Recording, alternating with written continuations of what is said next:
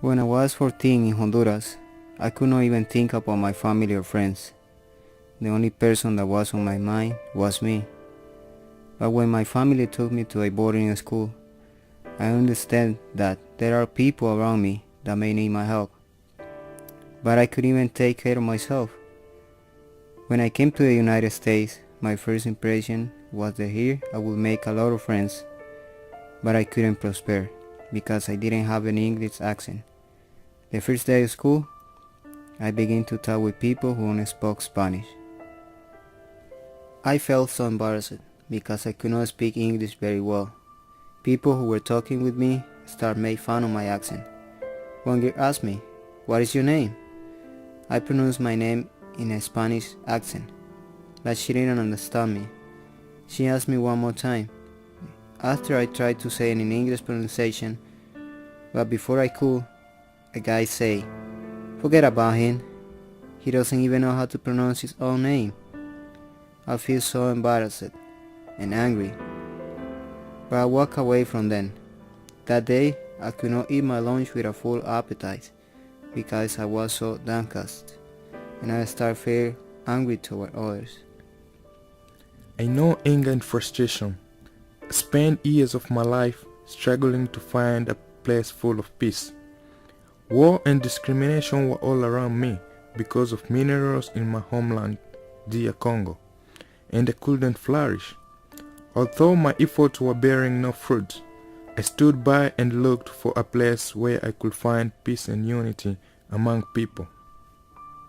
I finally arrived in the United States and enrolled myself in Carolina Magnet High School, a nice and a better place to study, wondering what will come next. For sure all is not gold that glitters. I really thought I was lucky meeting an eclectic group of people so that I could make international friends.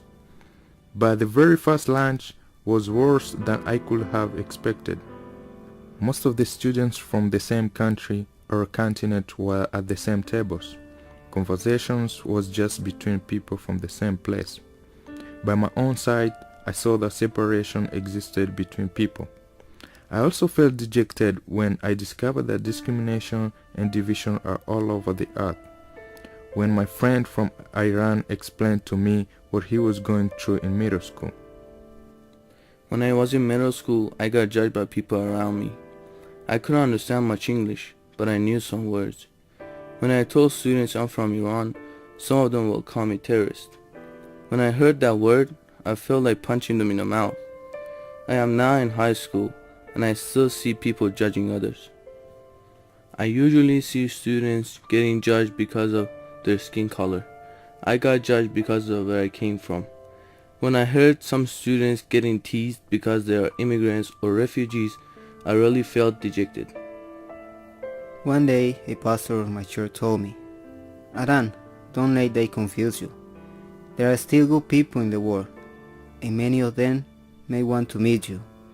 So start looking for those people who feel the same as you and think the same way as you think that others deserve respect." I asked him, "How I can respect others if they don't even respect me?" He replied, "Start by loving yourself, and they give that love to others who are around you, especially those people who judge you. After that, they will not have the courage to look at you in the eyes. Treat others the way you want to be treated."